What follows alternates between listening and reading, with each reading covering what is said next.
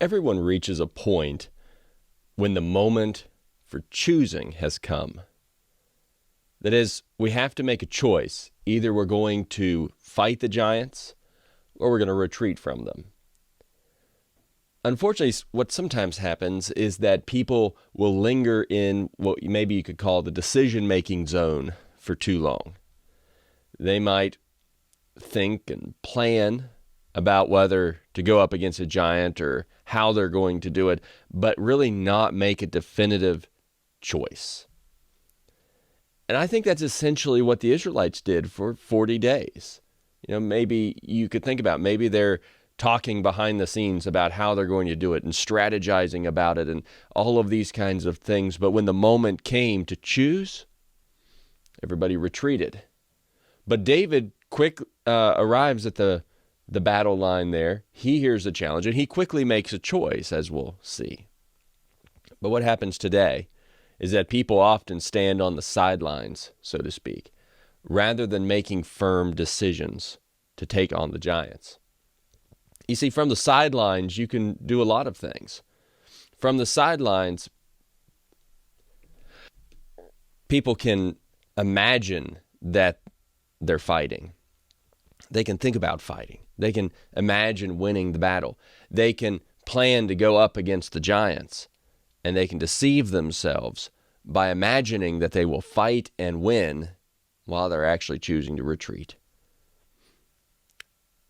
The purpose of this lesson is to learn to make the choice to fight your giants by considering how David chose to fight Goliath, considering the choice that you will make about fighting, and then considering what it takes to fight. So let's begin by thinking about the fact that David chose to fight Goliath. He did make a definitive choice, but everyone else retreated. So this point connects with the previous lesson a little bit, as we talked about how most times the giants win, and in the previous lesson we saw the choice that most of the Israelites made when Goliath challenged them. 1 Samuel chapter 17, verse 8 and verse 10, where it talks about how Goliath challenged Israel. Why do you come out to line up in battle formation? Am I not a Philistine, and are you not servants of Saul? Choose one of your men and have him come down against me. So the challenge is to choose. Right, verse 10, I defy the ranks of Israel today. Send me a man so we can fight each other. There's a choice that he's calling on them to make that will lead to this battle. But of course, the entire army retreated, right? They lost their courage and they were terrified, verse 11. When they saw Goliath, they retreated from him, terrified, verse 24. Now, you step back and think about what some of them may have been thinking. Well, perhaps some of them thought they would have the courage to fight tomorrow. Maybe they were getting there, they thought, and maybe tomorrow is the right day. Maybe they made plans for how to defeat him. Or maybe they thought they were wise in not going up against him.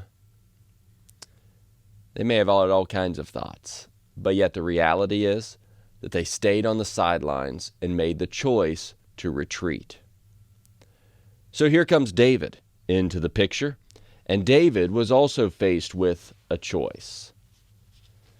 And in fact, when you think about it, David was faced with the same choice all the others faced. There was no special little nuance of the challenge that David faced that was different than what the Israelite soldiers had faced. Right? The choice was still that one of the men from Israel be sent down to battle against this great champion of theirs, this giant, with the entire nation at stake. So the choice was the same, but yet David saw it from a different perspective than the others. You think about it as the Israelite soldiers look and they see Goliath, and they're looking at it certainly through a physical lens and seeing that none of them match up physically against this man. But David saw it from a different perspective. David saw it through the perspective of faith and how God is just so much greater than that giant. Although David did not appear to come to the battle with the intention of fighting, there's nothing in the text that would indicate that that was his reasoning for coming to the battle. In fact, it was quite different than that. He had come because his father had sent him, and he saw all the Israelite army retreat in verses 20 through 24 whenever he got there. And then that's when David began to speak about the king's reward, and he was eventually brought to King Saul. In verse 32, it records David's choice to fight this giant. David said to Saul, the king, "Don't let anyone be discouraged by him. Your servant will go and fight this Philistine." Appreciate, though, what this choice meant. It's really easy for us to read these passages. Again, we know the end of the story. It's easy for us to read through this, but think about what this choice really meant for David. David was choosing to go head-to-head against a giant who was likely 3 to 4 feet taller than him, to put his own life on the line, and to let the Israelite nation's freedom be decided by whether he won or lost. So this was certainly not an insignificant choice. Instead, there was a lot at stake when David was faced with this choice. But yet, when you think about why David volunteered for the battle, why do you suppose David made such a bold choice when none of the other Israelites did? Maybe there's several things that are involved. I want you to consider 3 things with me for right now. The first thing I want you to consider about why David made this bold choice was that David saw Goliath's challenge as being against God. In 1 Samuel 17 and verse 26, David spoke to the men who were standing with him, "What will be done for the man who kills that Philistine and removes this disgrace from Israel?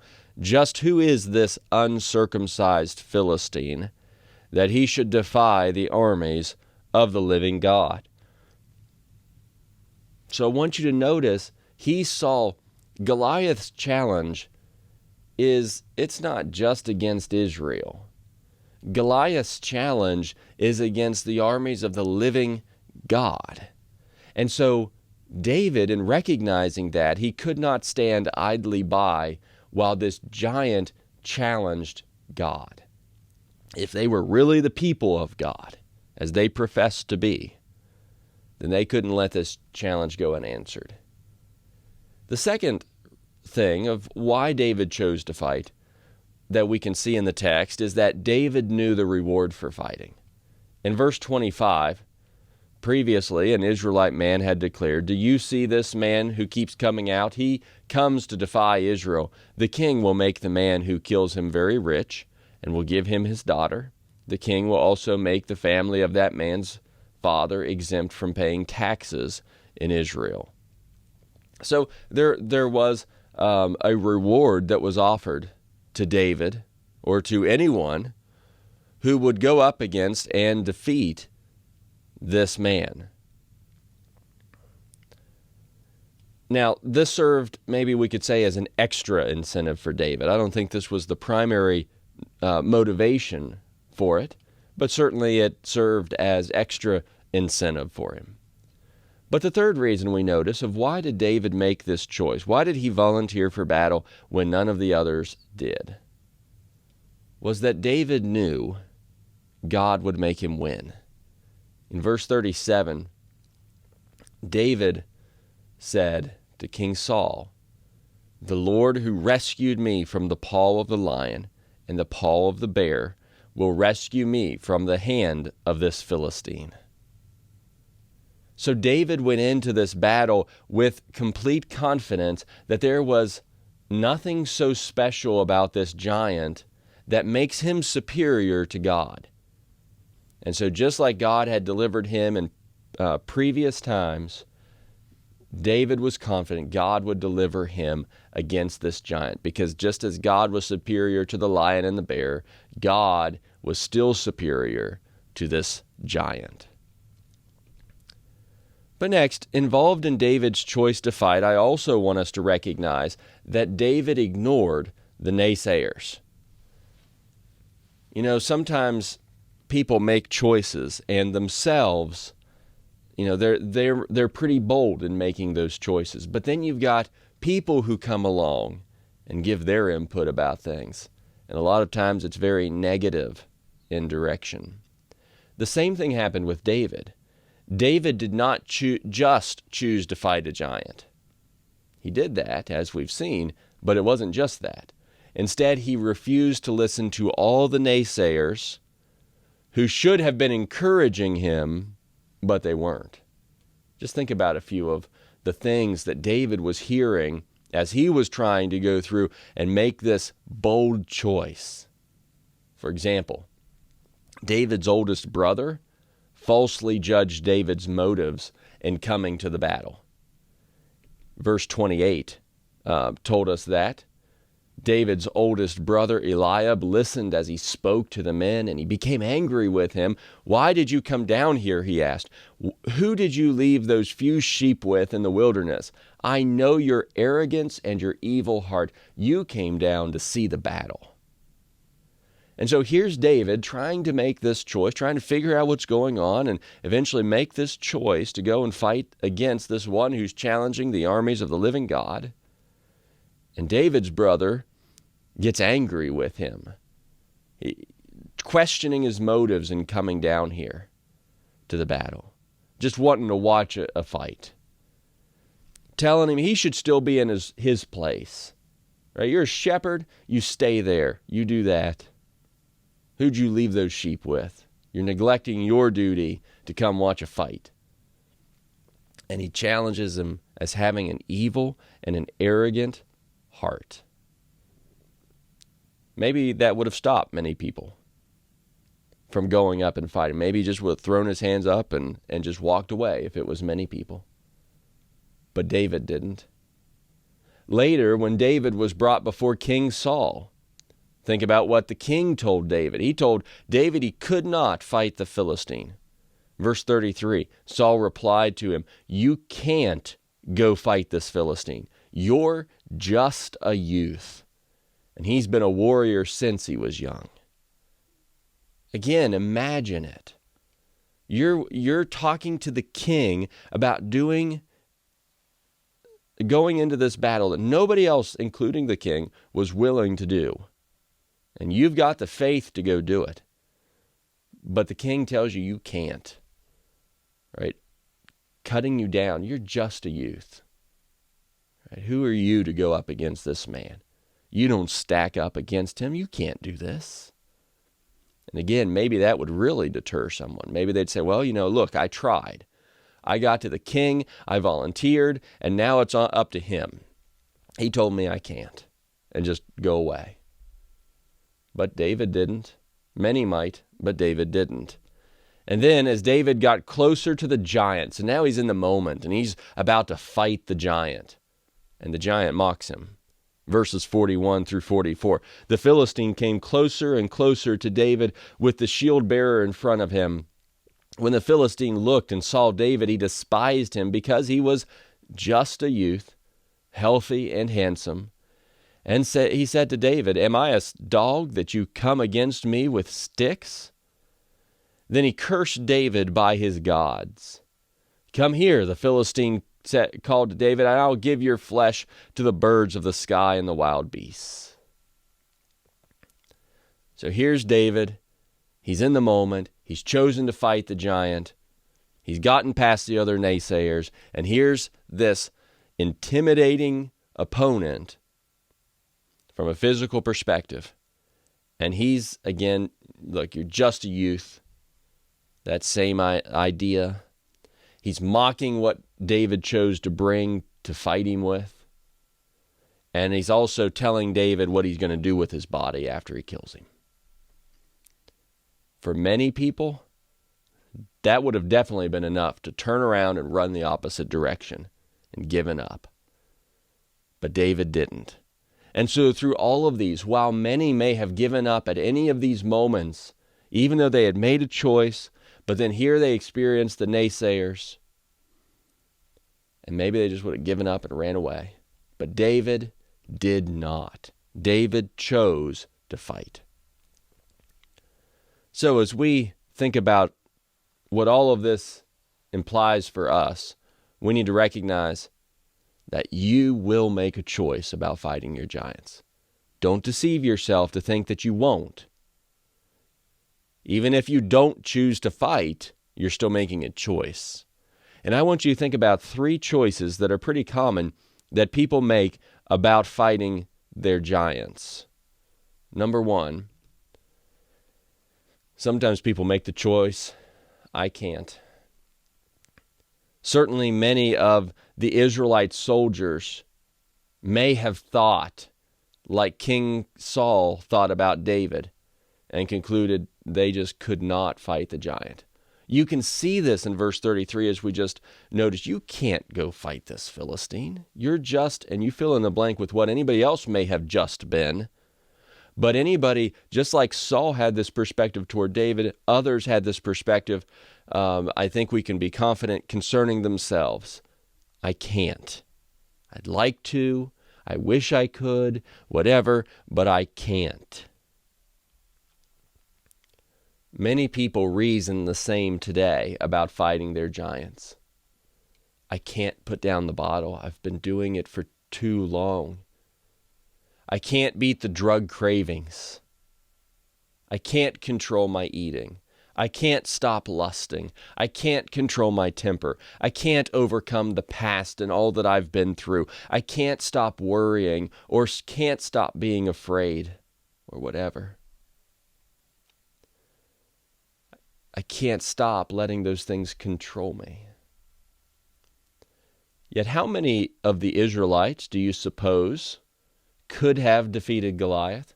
Be honest with yourself. How many of the Israelites do you suppose could have defeated Goliath? Was David the only one, the only qualified one to go and defeat the giant? Frankly, I suppose any of them could have, if they had trusted in God the way David did.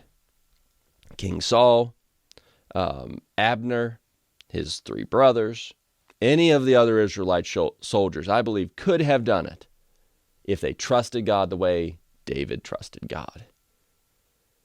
Today, there are many who look at their giants and believe there's just something about them that prevents them from winning the battle.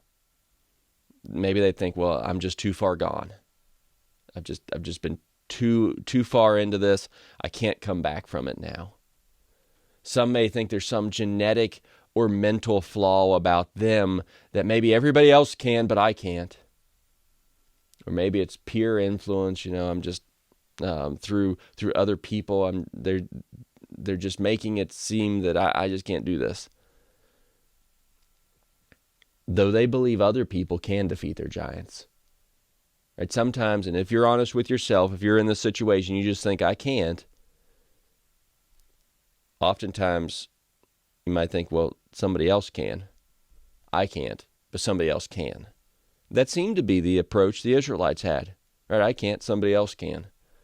However, this person has limited himself or herself and God by the excuses and the physically focused reasoning.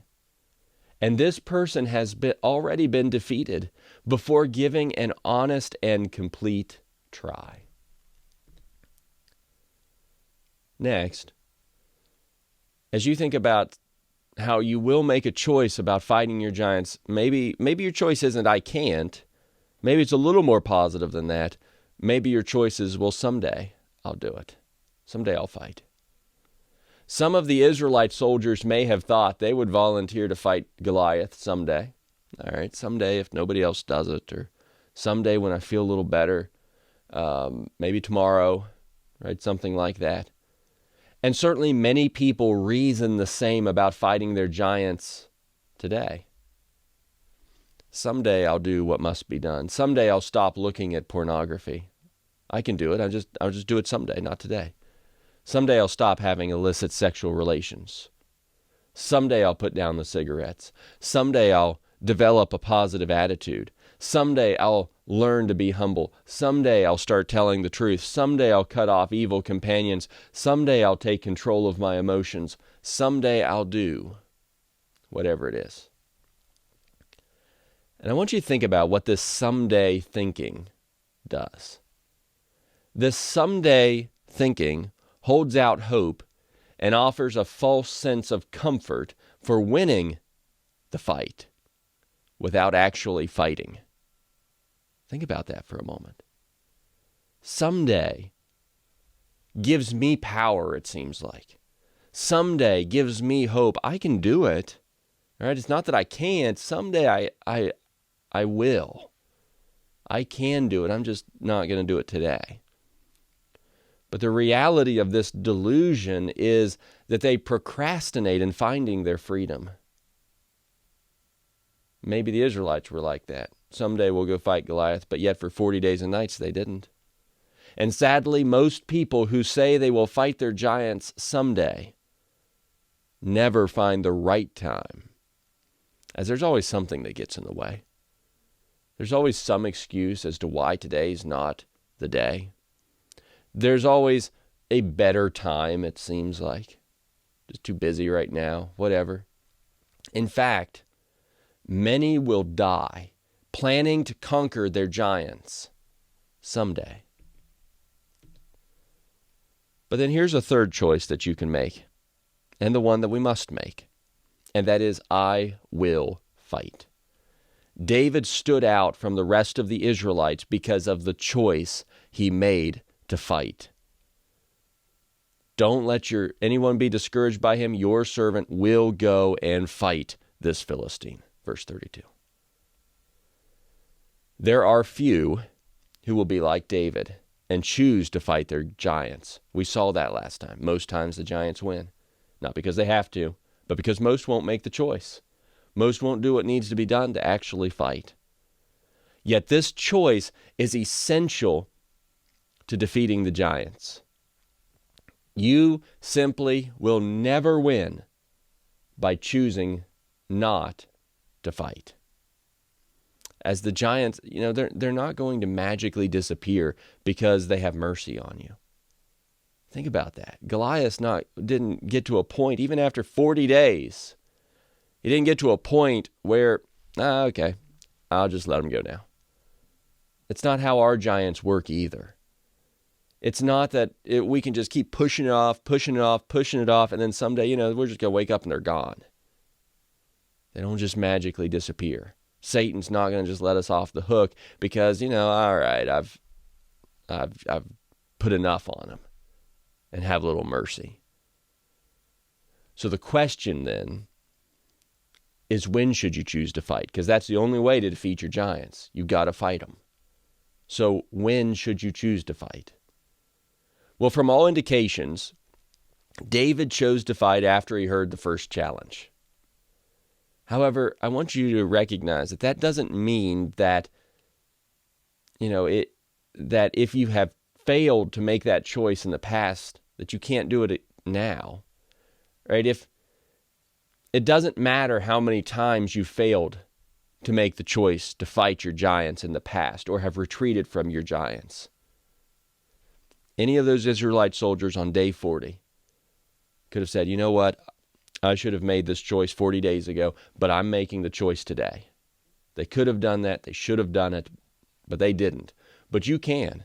It doesn't matter how many times you've been defeated by them. It doesn't matter how many times you've retreated from them. Today is a new opportunity, and today is the only decision you have to make right now. You can't change the decisions you've made in the past.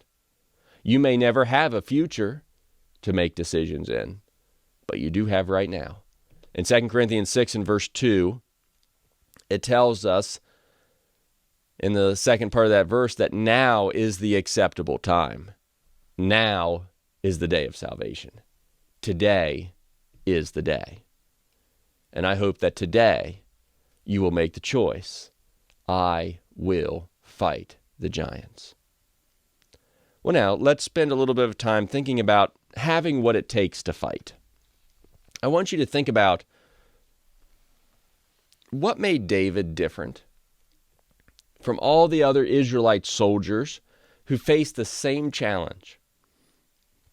We've already talked about how they didn't face different challenges. So what made them different? That David had what it took to fight, but the others didn't. And the answer to that question is both nothing and everything. You see, in some ways, there's nothing at all different between those who defeat their giants and those who don't. Because we're all capable of defeating the giants by God's power. But in other ways, there are many key differences of choices that we make. And so the first thing that jumps out about why David chose to fight is his faith in God. In verse 37, we've already seen David's confidence that just as God had delivered him from the lion and the bear, God would rescue him from the hand of this Philistine. David had faith. Now, every other Israelite soldier should and could have had the same faith in God, but they did not. This faith will give you the assurance that you will win. Hebrews 11, verse 1. Now, faith is the reality of what is hoped for, the proof of what is not seen. You don't have to wait to see it to believe it. You know, and you act on that knowledge. God is going to keep his promises. God is going to do what he said. While none of the Israelites thought they would win if they fought Goliath, David fought fully believing he would defeat Goliath. He trusted in God that much. And so if you will have full faith in God, if you'll have full faith that God is real, and God has given you promises, and you trust in those promises, your faith will give you enough confidence to make the choice to fight your giants. Verse 6 of Hebrews 11, now without faith it is impossible to please God, since the one who draws near to him must believe that he exists and that he rewards those who seek him. Next, when we think about having what it takes to fight, we must have courage. So the second thing that jumps out about why David chose to fight is his courage. Now, David had seen God deliver lions and bears to him in the past, and he was now fully confident God would give the giant to him as well. He was so confident that he courageously ran into battle with 5 stones and a sling against the giant and his armor bearer. Similarly, you will only choose to fight your giants if you are courageous enough to do whatever God says. Even though many or all of the Israelite soldiers, they would have likely professed faith in God. If you asked them, do you believe in God? Do you trust in God? Oh yeah, we believe in God. But they did not allow faith to give them courage to fight. They didn't have true faith. And therefore you must possess such a true faith in God that you will not fear anything or anyone else more than God. Psalm 23, verse 4. This is likely David. Think about David as a shepherd. And David understood what that meant. And here is David, perhaps, who is writing about how God is the great shepherd, the good shepherd, and leading us. And you read the whole psalm, but verse 4 says, even when I go through the darkest valley, I fear no danger, for you are with me. Your rod and your staff, they comfort me. David trusted in God enough that it didn't matter how dark things looked physically. He recognized if God is with me, That is enough to go through whatever it is. Hebrews 13, verses 5 through 6. Keep your life free from the love of money. Be satisfied with what you have, for he himself has said, I will never leave you or abandon you. Therefore we may boldly say, the Lord is my helper. I will not be afraid. What can man do to me? We need to have that kind of courage to fight whatever it is that we're up against. That if God is for us, who can be against us, as Paul asks in Romans 8. Next, the third thing that jumps out about why David chose to fight is his humility. Now, at first glance, it may seem that volunteering to fight against this champion warrior doesn't seem like humility when nobody else will. And David was even accused of being arrogant, remember, by his older brother in 1 Samuel 17, verse 28. But David knew that it was only by God that he would defeat Goliath. David wasn't thinking, I'm better than all of these soldiers here, and I can do it. These others can't. That wasn't David's perspective at all. Look at verse 37. Look there in verses 45 through 47. As David says to Goliath, you come against me with a sword, a spear, and javelin, but I come against you in the name of the Lord of armies, the God of the ranks of Israel. You have defied him. Today the Lord will hand you over to me. Today I'll strike you down, remove your head, and give the corpses of the Philistine camp to the birds of the sky and the wild creatures of the earth. Then all the world will know that Israel has a God. And this whole assembly will know that it is not by sword or by spear that the Lord saves, for the battle is the Lord's. He will hand you over to us. Notice the lack of, I'm going to do all of this. Yeah, David's involved, and he acknowledges that, but it's the Lord who's going to give Goliath to him. It's his battle. Similarly, you must have the humility to know that you will not defeat your giants alone.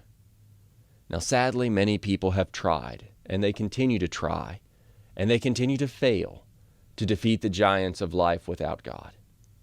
Now, sometimes they may succeed physically to defeat one giant, but then others come in. But they still lose the war for their souls because they don't fight for God. So be assured that your victory over the giants will not be by your own intelligence. You're not going to outsmart them. It's not going to be by your own wisdom. It's not going to be by your own strength. Because as long as we do that, we're going to head to destruction. Pride comes before destruction and an arrogant spirit before a fall, Proverbs 16, verse 18. But the victory will come by God through Jesus Christ. Philippians 4, verse 13, I am able to do all things through him who strengthens me. It's his strength, not ours. And then the fourth thing that jumps out about why David chose to fight is his bold determination. Once David chose to fight, he was not deterred, even by all the naysayers, even by all the discouragement, as we've talked about, even by the people who say, you can't do that, and undermine him in various ways. He was so determined that fighting the giant was the right thing to do and that God would cause him to win, that it didn't matter what anyone else thought or said about him. It just didn't. It didn't matter what his brothers thought about him or said to him. It didn't matter what King Saul thought or said. It didn't matter what Goliath thought or said. Sometimes we put so much stock in what other people say, and we let that overpower what God says. Similarly, you must have such bold determination to overcome any obstacles and challenges to do what is right. Doesn't matter what others say. Know that God wants you to fight against your giants, and he will cause you to defeat them if you fight his way. And then he promises that Satan will be the one to flee. James 4, verse 7, therefore submit to God, resist the devil, and he will flee from you. When you choose to fight God's way, it's not you who will end up in retreat. Instead, it will be Satan who will end up in retreat. As we close this lesson, you must choose to fight against the giants that threaten to defeat you. Again, it does not matter how many times you have chosen to retreat from these giants in the past. You may have done it for every day, many times a day, over the last however many years. But today is your day to choose to fight and win. If you will have faith, courage, humility, and bold determination, you will choose to fight God's way. If not, you'll continue to be defeated by the giants. So choose today to fight your giants, for you may not have another opportunity to make this choice. And we'll continue through this series to look about then more about how we can defeat the giants.